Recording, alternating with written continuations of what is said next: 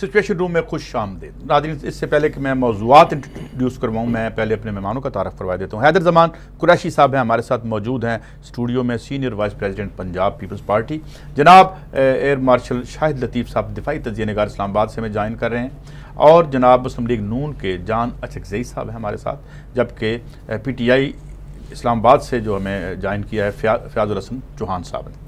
नाज़रीन, हम दो तरह की कशीदगी और दो तरह की इंस्टेबिलिटी देख रहे हैं। एक सरहदों पर इंस्टेबिलिटी का मामला है जो सब आपके सामने, और दूसरा वतन अजीज़ के अंदर एक दिन पहले जलसा भी हुआ और उसके बाद एक नई डेडलाइन दे दी गई। इसके साथ और दो की खबरें भी आ रही हैं, और वो खबरें ये हैं कि मैं आज देख रहा था खुर्रम हुसैन साहब का आर्टिकल, जिसमें ये देखा हमने कि CPEC का बहुत सा मलबा जो है वहाँ पर भी होगा, ख़ासतौर पर सिक्योरिटी के जो इंतजाम हैं उसके लिए पावर टैरिफ, बिजली के बिलों में इजाफा कर दिया जाएगा। फिर एक और स्कीम आ रही है जिसके जरिए बहुत सा काला धन जो प्रॉपर्टी में सर्कुलेट कर रहा है उसको वाइट करने का या उसको साफ धोने का जो है वो एहतमाम हो रहा है। और फिर इसके साथ साथ हम ये भी देखेंगे कि क्या जो कर्जा मजीद लिया जा रहा है और पिछला कर्जा अदा कर। सवाल जो हम यहाँ आज उठाएंगे, एक तरफ जो है सरहदी कशीदगी है, एक तरफ अंदर कशीदगी है, और इस कशीदगी का कैजुअलिटी कौन है? अवाम। और फिर इसमें भी हम एक माहिर से बात करेंगे, शायद लाइन पे डॉक्टर इकरामुल हक को लेंगे कि ये मैशत में क्या अवाम के लिए सुख का सांस है। मगर ये जो दो नौ की इंस्टेबिलिटीज़ हैं, पहले ज़रा फ़याज़ुल हसन चौहान साहब आपकी तरफ आते हैं। आपने एक बड़ा जलसा किया है और उसके बाद आपने एक डेडलाइन दे दी है, तो ये इसमें जो कैजुअलिटी है वो तो अवाम ही है। वो कहते हैं 5 अरब का आपने नुकसान कर दिया है।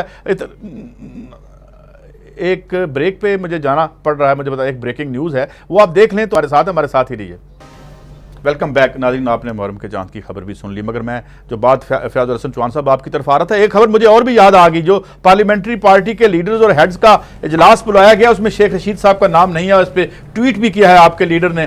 तो आप इसे कैसे देखते हैं? और फिर डू यू सी कि इसमें कोई डेवलपमेंट आपका जो इंटरनल महाज है आप देखते हैं? क्योंकि अनबेंडिंग है, कोई जगह देने को तैयार नहीं है आपको चौहान साहब। तो फिर हम ये समझें कि we are in for a long period of instability अंदरूनी तौर पर मुल्क में। जनाब चौहान साहब।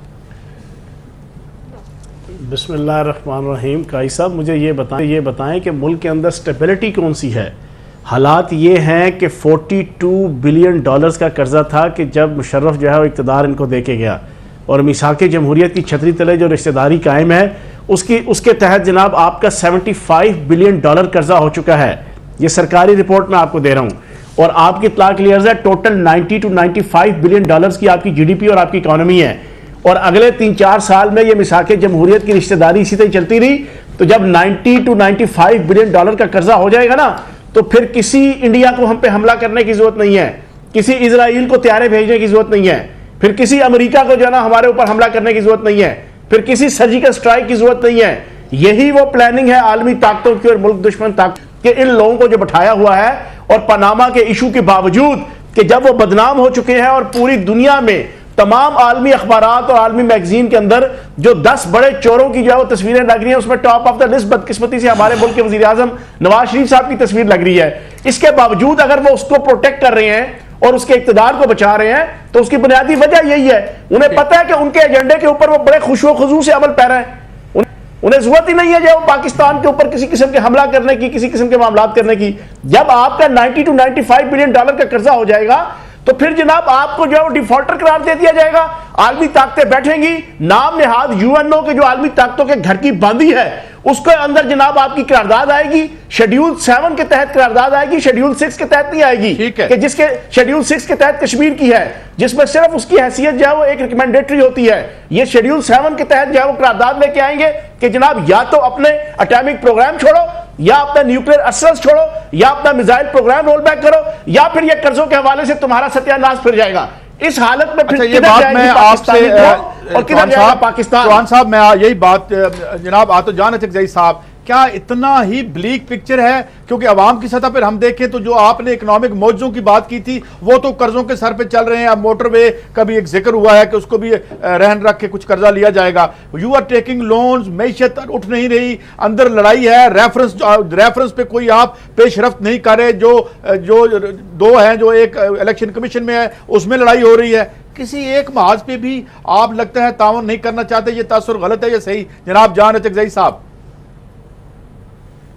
काजी साहब, पहले तो मैं पीटीआई की मीशत की अंडरस्टैंडिंग को क्वेश्चन करता हूं कि उन्हें ये मालूम है कि कर्जे लेना उसूली तौर पे कोई बुरी बात नहीं है अगर ये डेवलपमेंट के लिए हो। कर्जे उस वक्त मुश्किल है कि जब आप उसको सही इस्तेमाल नहीं करते। मसलन जो हमारा रेलवे ट्रैक है पेशावर से कराची, या अंग्रेज़ों के ज़माने में बना था, बहुत से ब्रिजेस गिरने वाले हैं, इसके लिए मैसिव इन्वेस्टमेंट की ज़रूरत है। अब तकरीबन $8 बिलियन जो है हमने लोन निगोशिएशन की, हम नहीं कर रहे इंफ्रास्ट्रक्चर में, सिर्फ हम इन्वेस्टमेंट, ये चाइना भी कर रहा है, खुद बाहर मुल्कों में बांग्लादेश भी कर रहा है, उन्होंने भी किए, सॉफ्ट लाइन लिए, हमने भी सॉफ्ट लोन लिए, और ये तकरीबन जो हमारे मोटरवे और दूसरे प्रोजेक्ट्स हैं वो 10 से 20 साल में ब्रेक इवन हो जाएंगे और ये खुद जो है कमाना शुरू करेंगे। तो ये बेस्ट फाइनेंशियल विजडम है। अदरवाइज आप $8 बिलियन कहां से लाएंगे? आप जो कनेक्टिविटी के लिए, मोटरवेज के लिए $9 बिलियन कहां से लाएंगे? आप जो सीपेक के लिए जो आप लोन ले रहे हैं, जो एनर्जी का इंकलाब ला रहे हैं, वो आप किधर से लाएंगे जब आपकी टोटल रेवेन्यू जनरेशन आप भी बात करें 70 अरब की शॉर्टफॉल है आपकी, जो टैक्सेस है, इनडायरेक्ट टैक्सेस आप लगा रहे हैं, सी पैक का खर्चा भी अवाम पे डाल रहे हैं आप, तो और अमीर आदमी को आपने टैक्स ना लगाने की कसम खा रखी है, तो ये इसमें ज्यादती नहीं है अचकजई साहब? देखिए, टैक्स यकीनन जो इनडायरेक्ट टैक्सेस हैं उससे हमें डायरेक्ट टैक्सेस में आना पड़ेगा। इसमें काफ़ी पेशरफ्त हुई है। ये जो आपने जिक्र किया, जो प्रॉपर्टीज, जो पार्क हैं ब्लैक इकोनॉमी के लिए, लोगों की लिस्ट थी आपके पास, वो तो दाएं बाएं कर दिया आपने। 32 मिलियन लोगों की लिस्ट थी, पहली दफा जो है वो डॉक्टर साहब कहते हैं वो गलत है सारी। देखिए, वो किस लिस्ट की बात कर रहे हैं मुझे इसके बारे में मालूम नहीं है, लेकिन जो रियल स्टेट के लिए जो अभी हमने मंसूबा बनाया है कि वो पहली दफा जो है हम इस कोशिश कर रहे हैं कि उसको नेट में लाएं। तो ये इनकलाबी कदम है।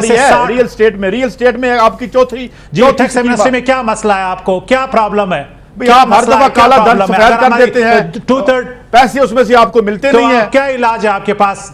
डायरेक्ट टैक्स 70 साल से ब्लैक इकोनॉमी हमारे हैं, अमीर आदमी को ऑप्शन है हमारे पास। ये ऑप्शन है कि ये ब्लैक इकोनॉमी नहीं, देखिए आवाम में हम नहीं रहे, नहीं अमली तौर पे ब्लैक इकोनॉमी का क्या इलाज है? कोई मईशतदान से आप पूछिए, दो ऑप्शन है, वो दुबई चले जाएं, सर वो दुबई चली जाएं ब्लैक इकोनॉमी, या हम उसको जो है टैक्स लगा के अपनी मीशत का हिस्सा बनाए, उसको जो है डॉक्यूमेंट करें, और कौन सा इलाज है मुझे तो नहीं मालूम। बिल्कुल ठीक है, आपकी बात आ गई, मगर शायद लतीफ साहब आपने दोनों आरा सुनी। एक तो ये कि यही हमारे पास एक तरीका है, जो 3-4 टैक्स एमनेस्टी स्कीम्स आई थी उसका नतीजा आपके सामने है, और ये मैं आपको रिपोर्ट IMF की बता रहा हूं, अनलॉकिंग दी टैक्स पोटेंशियल, 8,000 अरब रुपए तक बकौल IMF हम पैसे इकट्ठे कर सकते हैं, मगर हम तो खराज तक नहीं लाएंगे अपने तबके को। ये एक राय है, आप किस राय से ज्यादा सहमत हैं जनाब शाहिद लतीफ साहब, जो PTI के चीफ मेहमान कह रहे हैं, या जान अचकजई साहब? शाहिद लतीफ साहब देखें, मैं ये समझता हूँ कि हुकूमत के साथ होने का या हुकूमत के होने का ये मतलब नहीं कि जो हकीकतें हैं उनसे इनहराफ करें। मैं ये समझता हूँ कि इकॉनमी की जो पिक्चर है ये तो हर बंदा जानता है कि वो किस हद तक, जैसे आपने लफ्ज़ इस्तेमाल किया कि वो किस हद तक ब्लीक है। कर्ज़े लिए जाना, मैं मानता हूँ कि कर्ज़े अगर आप डेवलपमेंट के लिए लें तो फिर तो कर्ज़े बजा तौर पर जायज़ हैं, मगर हमें यह भी बताया जाए ना कि इन कर्ज़ों से हमने क्या डेवलपमेंट की है। आपकी एक्सपोर्ट्स कहाँ चली गई, आपकी इंपोर्ट कहाँ है, आपकी एक्सपोर्ट्स जो हैं वो इंपोर्ट से आधी रह गई। तो जब आप इस तरह आप अपनी इकॉनमी को लेकर चलेंगे और डेवलपमेंट अगर हो तो फिर तो आपकी एक्सपोर्ट्स में इजाफा होना चाहिए, वो तो नहीं हो रहा। जहाँ कर्ज़े की हालत है, बिल्कुल ये सही कही, PTI के जो रिप्रेजेंटेटिव हैं उन्होंने जो बात की वो बिल्कुल सही कही कि अगर 75 बिलियन तक आपका पहुँच गया है कर्ज़ा और आपकी GDP 90 से 95 है, ये तकरीबन 80% बनता है, और अगर आपने उसको टच कर लिया 90 को तो वाकई आप डिफ़ॉल्टर हो जाएंगे। तो क्या हम उसका इंतज़ार कर रहे हैं? कर्ज़े तो बढ़ते से बढ़ते चले जा रहे हैं। आपका जो बजट डेफिसिट है ज़रा उसको देख लें, वो हमेशा से चला आ रहा है। तो अगर आप डेवलपमेंट की बात करेंगे तो फिर हमें डेवलपमेंट सालों में नजर आनी चाहिए। ये जो इंफ्रास्ट्रक्चर की डेवलपमेंट है लतीफ साहब, ये जो इंफ्रास्ट्रक्चर की बात है, इंफ्रास्ट्रक्चर की बात डेवलपमेंट कौन सी है जिसके तहत हमने अपना बजट डेफिसिट कम किया है, हमने अपने कर्जों में कमी की है, और अगर ऐसा नहीं हो रहा तो फिर इकोनॉमी कहां है जो बेहतर हो रही है? ये सिर्फ कागजी हद तक इकोनॉमी बेहतर है, ये सिर्फ फिगर्स और जो आपने इस तरह की ग्रोथ पोटेंशियल वगैरह जो आपने बात कर दी, जिसको IMF तक नहीं मानता। हमारा तो 4.5% के करीब टारगेट था, वो 3.2 या 3.3 है। तो ग्रोथ पोटेंशियल हम मीट नहीं कर पा रहे, कर्जे हम लिए चले जा रहे हैं, जीडीपी के 80% तक हम पहुंच गए, तो फिर किस चीज का इंतजार है? मैं नहीं मानता कि जी ये डेवलपमेंट के लिए अगर आप कर्जे लें तो इसमें कोई बुराई है, बिल्कुल बुराई नहीं है, पर हमें डेवलपमेंट दिखाएं। हमें डेवलपमेंट नजर नहीं आ रही। मैं जब आऊंगा और दूसरा जो थ्रेट है, हमें देखें, दो थ्रेट्स हैं, दो हमले हैं जिनकी जद में इस वक्त पाकिस्तान है। एक आपकी इकोनॉमी को जो है वो खराब करना, और दूसरा दहशतगर्दी। ठीक है, इन दोनों चीजों के जरिए फिर वाकई उसको हमारे जो दुश्मन है उनको हमारे साथ जंगों की जरूरत नहीं है।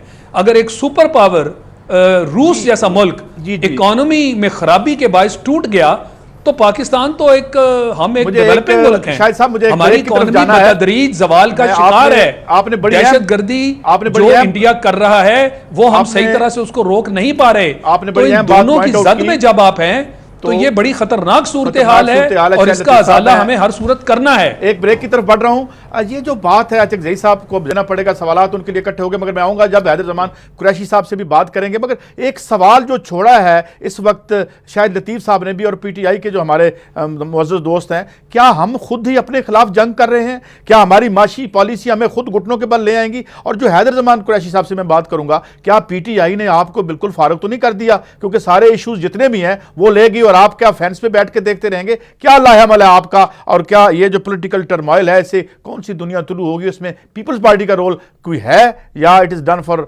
एवर? आते हैं, बात जारी है। वेलकम बैक जनाब। हैदर जमान कुरैशी साहब, दो बातें जो सामने दो हमारे फाजल दोस्तों ने ये कही कि क्या हम इकोनॉमिक खुदकुशी करें, माशी खुदकुशी करें, और फिर ये जो सियासी माज पे है, शेख रशीद साहब को ना बुलाना, रेफरेंसेस के हवाले से कहा जाता है पार्टीजन रवैया जनाब स्पीकर का, और फिर कल एक तलखी भी हुई इलेक्शन कमीशन में। कैसे आप हालात को देखते हैं और आपकी पार्टी का इसमें कोई रोल बन रहा है या नहीं? आपकी मीटिंग भी बताया आपने हुई चेयरमैन साहब से। बहुत शुक्रिया लतीफ़ साहब ने और चौहान साहब ने जिन बातों की यहाँ पे अक्कासी की है और निशानदेही की है वो बिल्कुल दुरुस्त हैं, और मैं उनकी बात को थोड़ा सा आगे बढ़ाऊंगा। इस वक्त अगर ग्लोबल ऑयल प्राइसेस $120 से $20-25 पे ना आती और इस हुकूमत को कम से कम 6 से 7 अरब डॉलर सालाना फिस्कल स्पेस ना मिलती तो आप इस वक्त वर्चुअली डिफ़ॉल्ट कर चुके होते। पहली बात, इस हुकूमत ने आने के बाद 13-14 के साल में 15 अरब डॉलर कर्जे लिए, फिर 14-15 में इन्होंने 7-8 अरब डॉलर लिए, और 15-16 के साल में इन्होंने 17 अरब डॉलर लिए, जो पाकिस्तान की तारीख में रिकॉर्ड है। और इस साल की जो इनके अपने बजट डॉक्यूमेंट्स में 8 अरब डॉलर की जो है इन्होंने कर्जे लेने मजीद, और जिसमें ये 16-17 का जो फाइनेंशियल ईयर है, और जो सकूक बॉन्ड ये करने जा रहे हैं 1 अरब डॉलर का, उसमें ये पाकिस्तान की M2 मोटरवे को जो है मॉर्गेज करने जा रहे हैं। इसके अलावा इन्होंने बात की डेवलपमेंट के लिए कर्जे ज़रूर लेने चाहिए, बड़ी अच्छी बात है, लेकिन आपको देखना यह है कि आपके पास टैक्स बेस में क्या ग्रोथ हुई है। जो इन्होंने वादा किया था 2013 के, ये वादे भूल गए हैं। इन्होंने कहा था हम सारे पब्लिक सेक्टर के सरबराहान मेरिट पे लगाएंगे, इश्तिहार लगाए थे बड़े बड़े कॉरपोरेट एंटिटीज़ के, कहाँ गई? 126 कॉरपोरेशंस और सरकारी इदारे ऐसे हैं जो अभी भी एडॉकिज्म पे चल रहे हैं। उसके बाद इन्होंने मेरिट बेस भर्तियां करनी थी, जो इन्होंने हशर किया पावर सेक्टर का। नंदीपुर देख लें, जहां पे फ्रॉड होता है वहां आग लग जाती है। इकोनॉमिक साइड पे तो हटा दिया तारिक को, क्या नाम है? इकोनॉमिक साइड पे 25% हमारी पर एनम जो है 3 सालों में हमारी एक्सपोर्ट्स कम हो गई हैं। शाहिद लतीफ़ साहब ने दुरुस्त फरमाया, हमारा ट्रेड गैप इस वक्त अलार्मिंग सतह पे है, और हम IMF प्रोग्राम मुकम्मल होने के बाद जो अभी पहली फिगर आई है, हम 50 अरब रुपया इस क्वार्टर में टारगेट से शॉर्ट हैं, और कई 100 अरब रुपया टैक्स रिफॉर्म्स की मद में, इनकम टैक्स की मद में इनडायरेक्ट टैक्सेशन कर हमने गरीब का बेड़ा गर्क कर दिया है, ताजिर को बर्बाद कर दिया है। पार्टी का रोल, और मैं बताता हूँ, और आपने किसान को 0.19% नेगेटिव ग्रोथ है, ज़राअत को आपने क्रिपल कर दिया है, छोटे ताजिर को आपने इनडायरेक्ट टैक्सेशन पे बर्बाद कर दिया है। तो ये सिर्फ सब फज्ड फिगर्स हैं, ये ऐसे कोलैप्स करेगा। और ये इकोनॉमिकली इस वक्त भारत क्यों आपके ऊपर इस किस्म की एग्रेशन दिखा रहा है, वो बुली बना हुआ है। पहले नेपाल के साथ उसने बुली किया, 2 बार इकोनॉमिक ब्लॉकेड किया, आपके साथ वो हथकंडे इस्तेमाल कर रहा है। तो आपको इकोनॉमिकली तो स्ट्रांग होना चाहिए ना। ये फिगर फज्ड हैं, जैसे शौकत अजीज साहब गए और डॉलर को 5 साल आर्टिफिशियली रखा गया तो हम एक इंपोर्ट इकोनॉमी बन गए। इनके असरात बाद में नजर आएंगे। अच्छा, दूसरी बात, पॉलिटिकली आप आ रहे हैं, अगर आप इतने हालात खराब हैं तो आप फेंस पे क्यों बैठे हैं? हम बिल्कुल फेंस पे नहीं बैठे। मैं आपको वाजे कर देना चाहता हूं, जब पनामा पेपर्स का मामला आया, सबसे पहले पाकिस्तान पीपल्स पार्टी ने एतजाज एहसन साहब के जरिए और हमारे सीनियर लीडरों ने वजीर आजम साहब का जो है मोरालिटी की ग्राउंड पे हमने इस्तीफा डिमांड किया। लोग भूल जाते हैं। उसके बाद मुझे बताइए, उसके बाद हमने सबसे पहले 7 सवालात किसने फ्रेम किए, उसके बाद 7 से 70 सवालात किसने बनाए, उसके बाद टीओआर कमेटीज में सारी ड्राफ्टिंग सुन लेना जी, नहीं, जब तक काजी साहब एक मुल्क में कानून नहीं होगा, 1956 का जो इंक्वायरी एक्ट है वो इस किस्म के क्राइम को नहीं फोरेंसिक ऑडिट की इजाजत देता। जब आपके पास लीगल इंस्ट्रूमेंट ही नहीं होगा तो सुप्रीम कोर्ट या कोई अदालत उसको कैसे इन्फोर्स करेगी? पीटीआई का अपना मौकफ है, लेकिन ऑपोजिशन यूनाइटेड है। और चेयरमैन साहब ने परसों, बिलावल भुट्टो जरदारी साहब ने पहले ही कहा कि इस वक्त हमें सबसे पहले कश्मीर के इशू के ऊपर आपको एलओसी की जो वायलेशंस हैं उसको सरे फहरिस्त रखना है, हमें एपीसी करनी चाहिए, जॉइंट सेशन ऑफ पार्लियामेंट करना चाहिए। आपने तकरीर करने से पहले ऑपोजिशन को एतमाद में लेना था, आपने नहीं लिया। लेकिन आपको मैं यकीन दिलाना चाहता हूं कि पाकिस्तान पीपल्स पार्टी इस वक्त पॉलिटिक्स भी करेगी, लेकिन not on the cost of the state of Pakistan. हमने पनामा पे इनको जाने नहीं देना, सेनेट में बिल कर लिया और ऑपोजिशन यूनाइटेड है। हमारा तरीकाकार मुख्तलिफ हो सकता है, लेकिन हमारी और शेख रशीद साहब का आपने सवाल किया, शेख रशीद साहब अगर पार्लिमानी पार्टी के सरबराह हैं तो उनको बुलाना चाहिए था। ये जो चेरी ये मैं जान जई साहब से पूछूंगा, मगर फयाजुल हसन चौहान साहब, एक इतना बड़ा इशू है और आपने चले उठाया, हम आपकी बड़ी ये भी देखते हैं कि आप बड़ी स्ट्रगल भी कर रहे हैं, इकोनॉमी के इश्यूज हैं, हेल्थ के इश्यूज हैं और बहुत से इश्यूज हैं। तो आप पे एक सवाल ये भी आता है कि खैराती अस्पताल आपने बना रखे हैं, आप ये नहीं कहते कि हम मुफ्त हेल्थ देंगे, जैसे ये नहीं, रियल हार्ड कोर इश्यूज पे तनकीद आती है आप पर कि आप जो आइन में लिखी हुई हैं चीज़ें, वो तैयार कादरी साहब ज़्यादा बयान फरमाते हैं बनिस्बत आपके जो आइन की 40 पहली शिकें हैं। क्या कहेंगे फयाजुल हसन चौहान साहब? काई साहब, पहले तो तरक्की का आलम यह है कि आपके जो स्कूल बॉन्ड्स के हवाले से काई साहब ने बात रखी, मैं थोड़ा सा बता दूं, 75 करोड़ डॉलर से लेके 1 अरब डॉलर्स के कर्जे लेने के लिए ना ये बॉन्ड्स जारी कर रहे हैं। और कल जा रहे हैं इसहाक डार साहब जो है ना अमेरिका, वहां रोड शो करेंगे और वहां पे ये बेचने लगे हुए हैं और उसमें इंसेंटिव दे रहे हैं गैर मुल्की सरमायाकारों को। और सबसे बड़ा इंसेंटिव क्या है? आपकी मोटरवे जो है लाहौर से इस्लामाबाद की, उसका एक हिस्सा गिरवी रखा जाएगा। वो मोटरवे जो आपकी इस वक्त जंगी हालात में भी सारी दुनिया ने देखा कि वो जंगी हथियारों के लिए वो इस्तेमाल हो सकती है। यहां से आप इनकी सीरियसनेस का अंदाजा लगा लें मुल्क के डिफेंस के हवाले से, पहली चीज। दूसरी चीज ये कहते हैं कि जनाब हमने 3.5 सालों में बिजली के इनकलाब ले आए और 2018 के अंदर लोड शेडिंग खत्म हो जाएगी। रियलिटी ये है, Nandipur project flop, Gaddani power plant flop, Quaid-e-Azam solar plant flop, Bhasha dam के 500 अरब रुपए इन्होंने एलएनजी की जो पाइपलाइनों के लिए डाल दिए, वो भी फ्लॉप। अब आप बताएं, ये सिर्फ लोगों को लेपा लापी करने लगे हुए हैं, सिर्फ झूठ बोल रहे हैं। और मैं ओपनली एक बात कहता हूं, बगैर किसी डिप्लोमेटिक जो है ना वो कहते हैं ना कि रिलेक्टेंस होने के, कि ये इंटरनेशनल व्हाइट कॉलर क्रिमिनल है नून लीग की क़यादत। ये हमेशा लोगों को चीट करती है, जवाब तो लेना पड़ेगा, फिगर्स देके ये हमेशा गलत किस्म की चीजें लोगों के सामने पेश करती है, आवाम को धोखा देने के लिए, आवाम की आंखों में जो वो मिट्टी और धूल और मिर्चें धुलने के लिए। बात आ गई, आप बात आपने कहा ना, आपने 3 पार्टीज ने इल्जामात पाइल अप कर दी हैं, मगर मैं एक सवाल को जरा थोड़ा क्रिस्टलाइज कर दूं। एक तो हुजूर कहते हैं टोटल फेलियर है और कर्जों पे जिस तरह पहले उसका आपने हमें तशफ़ी भरा जवाब नहीं दिया, और सेकंडली ये जो बात कर रहे हैं कि दोबारा से रोड शो, लोन और आवाम पीछे, मगर फिगर फजिंग है, ये हो रहा है। जनाब जान अतिक साहब, हमें कोई तरक्की का, जो शाहिद लतीफ़ साहब ने भी कहा है, हमें दिखाएं वो कर्जे कहाँ खर्च हो रहे हैं। जनाब जान अतिक साहब। काजी साहब शुक्रिया आपका। देखिए, पहली बात तो ये मैं चैलेंज करता हूँ आपके तमाम पार्टिसिपेंट को, और इसके लिए मैं तैयार हूँ एक और मुनाजरा के लिए। जो फिगर आप कोट कर रहे हैं उसमें 75 बिलियन डॉलर की जो खोट हुई है स्टेट बैंक में, उसमें 65 स्टेट जो हमारी पब्लिक सेक्टर लाइबिलिटीज़ है एक्सटर्नल, बाकी जो है वो प्राइवेट एक्सटर्नल लाइबिलिटीज़ है जिसमें गवर्नमेंट का कोई लेना देना नहीं है। मसलन अगर कोई कंपनी ने चाइना से माल लाना है, वो लेटर ऑफ क्रेडिट जो है वहाँ पर उनकी बैंक में खोलते हैं। वो इस तरह की और लाइबिलिटीज़ हैं, या शिप्स ने जाना जाना है, बिजनेस करना है, उसमें हुकूमत का कोई किरदार नहीं है। दूसरी अहम बात यह कि जहां तक हमने हमारी परफॉर्मेंस रिकॉर्ड, और मैं फख्र से करता हूं, जो हमारा बजट डेफिसिट है वो जो है हमने 8 से 4% किया है। जो आज इन्फ्लेशन जो है अराउंड 2%, 3% और 2 के दरमियान रही है। इसी तरह जो रेवेन्यू जनरेशन है पिछले 3 साल में 60% हमने की है। रही है बात, नहीं ठीक नहीं है, sorry, let me finish please. मुझे सुनना पड़ेगा, नहीं आपको आपको सुनना पड़ेगा। इल्जामात इस प्लेटफॉर्म से लगाए, या तो कहे कि थैंक यू। फिर इसके साथ मैं ये कहूंगा कि जहां तक इस बात का ताल्लुक है कि हमने जो क्या आपको नजर नहीं आ रहा, इसका एक बैरोमीटर स्टॉक एक्सचेंज है 40,000 जो पॉइंट्स क्रॉस कर चुका है, उसमें वो कंपनियां हैं जिनका बिजनेस के साथ देखिए अब लोग जो है वो आउट ऑफ माइंड नहीं है। जो इन्वेस्टर्स है वो ब्लू चिप कंपनी में क्यों लगाती है? इसलिए कि उनकी रोरिंग बिजनेस है। यहाँ पे मसलन कंस्ट्रक्शन की एक सीमेंट की कंपनी है, उन्हें मालूम है कि उनका बिजनेस हुआ है, वो फिगर फर्ज नहीं कर सकते जब प्राइवेट पोर्टफोलियो स्टॉक एक्सचेंज में आती है।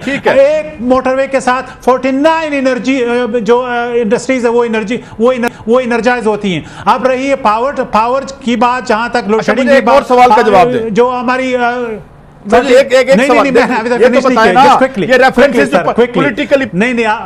मुझे एक ब्रेक लेनी है, मैं ब्रेक के बाद आपकी बात मुकम्मल करूंगा। मुझे अजान चकजई साहब कि आप पे बहुत मलबा डालने की, जाहिर आप अकेले हैं तो हम आपको इजाजत नहीं, हम इंडोर्स कर रहे हैं। अगर आप मुझे इजाजत नहीं देंगे, ब्रेक के बाद आके आपकी बात कंटिन्यू करूंगा, और जब वापस आऊंगा तो ये कहूंगा कि जो पॉलिटिकल मार्च पे आपका रिकॉर्ड है, रेफरेंसेस के हवाले से क्यों लगता है आपके पोजीशन कहती है आप डंडी मार रहे हैं? शेख रशीद साहब को भी बुला लेते, क्यों हर जगह पे माजराई की कैफियत है? ये बात मुकम्मल करेंगे जान चकजई साहब और फिर हम आगे बढ़ेंगे जनाब शायद लतीफ साहब की तरफ। आप हमारे साथ रहिए। Welcome back.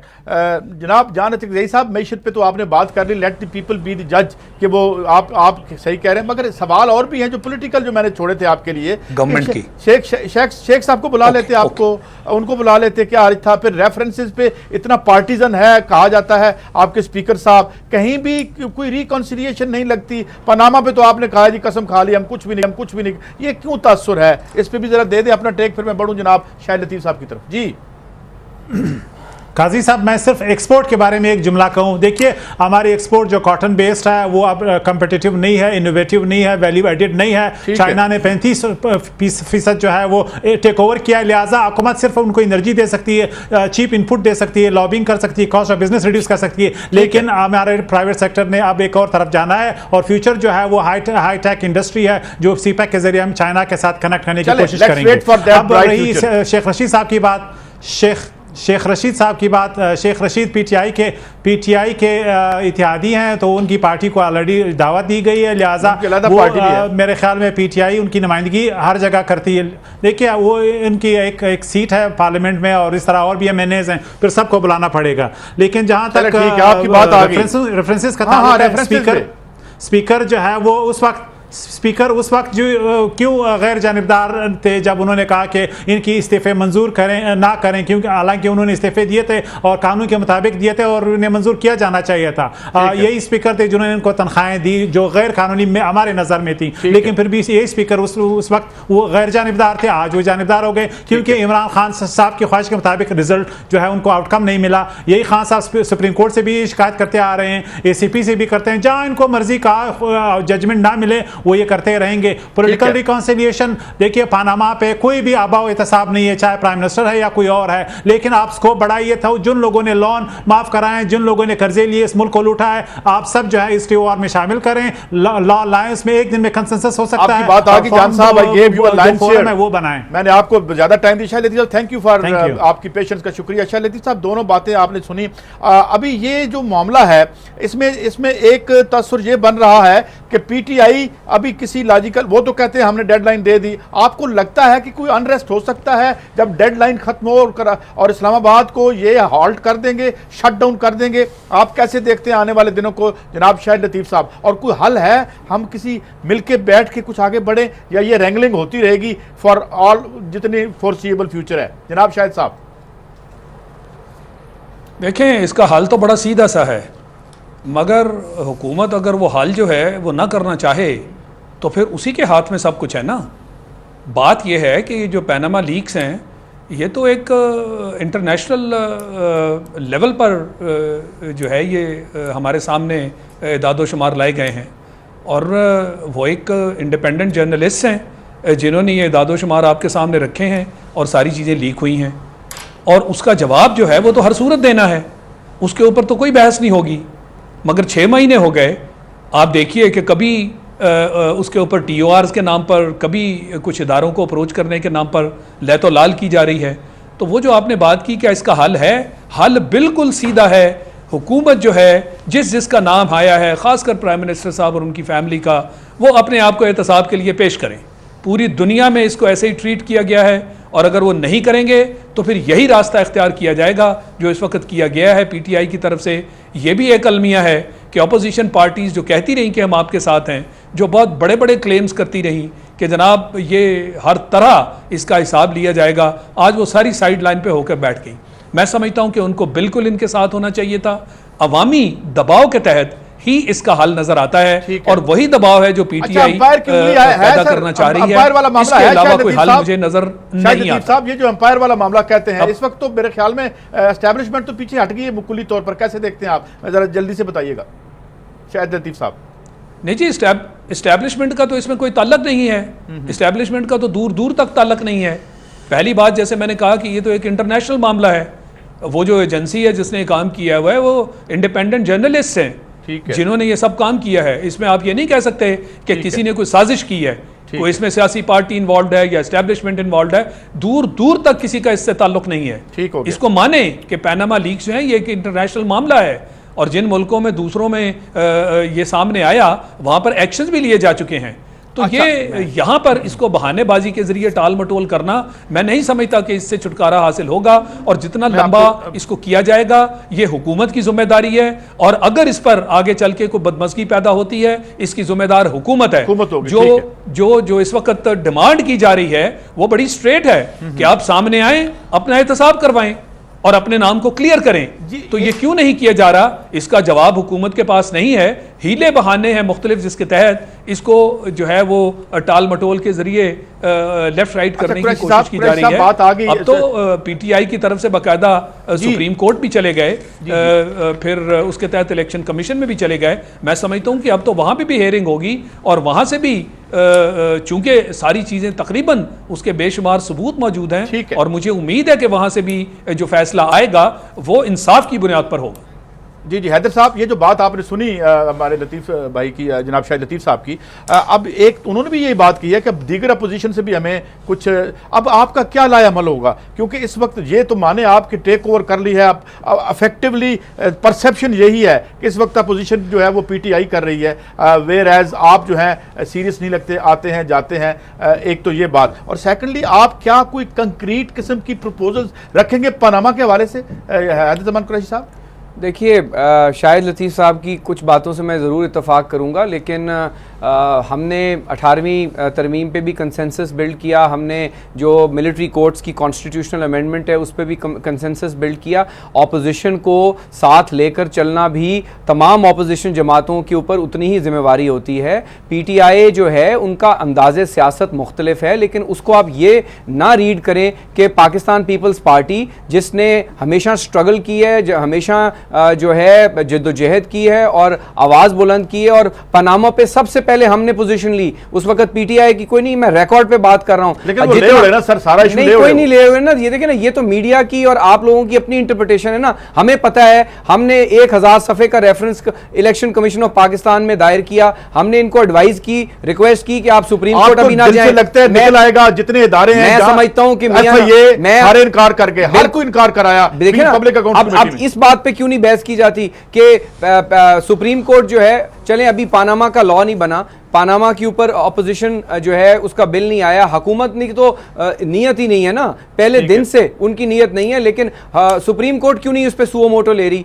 क्या इस पे सवालिया निशान नहीं है? इदारों पर शक है? नहीं, हमें हर किस्म के इदारे के ऊपर तहफ़्फ़ुज़ात हैं, इसलिए कि ना FBR में टस से मस हुआ, ना इलेक्शन कमीशन हुआ, ना ही जो है आपकी इंटीरियर मिनिस्ट्री हुई, ना ही नैब हुआ। लोन की बात की जॉन रज़क ज़ई साहब ने, लोन के लिए तो आपके पास नैब है ना, 85 से नैब ऑर्डिनेंस का इतलाक होता है, आप नैब के ऊपर, आप एक ये ब्रेक पनामा लेते का हैं। जो लॉ है इसके ऊपर, मुझे सर प्लीज बात मुकम्मल ब्रेक करने, की तरफ पनामा बढ़ना का है। जो लॉ है इसके ऊपर हम मुत्तहिद खड़े हैं। देखिए ये बड़ी ज्यादती है और ऑपोजिशन को डिवाइड करने की कोशिश होती है, और हम 16 अक्टूबर को एक बहुत बड़ी कराची में रैली करने जा रहे हैं। उसके बाद हमारी अवामी राब्ता मुहिम है पंजाब में, हम अपने अंदाज से आ रहे हम हैं, आपको बुलाएंगे, जमात हैदर साहब, इस्लामी आ रही दोबारा। है और उसके बाद पीटीआई आ रही है। लेकिन ठीक है। ये कह देना कि क्योंकि हम पीटीआई के साथ नहीं आए, भाई पीटीआई हमारे साथ आ जाएगी, ठीक है, हम ठीक अपने है। उनके साथ आएंगे, आपकी बात आ गई। इसको आप ज्यादा रीड इनटू मैं ना एक करें। ब्रेक की और तरफ जा रहा जहां हूं। तक बात और की जब- है पनामा की आपने, मैं एक बात जरूर जी, करना प्लीज चाहूंगा, क्विकली, प्लीज ब्रेक लेनी क्विकली, है। मैं क्विकली बात कर लूंगा।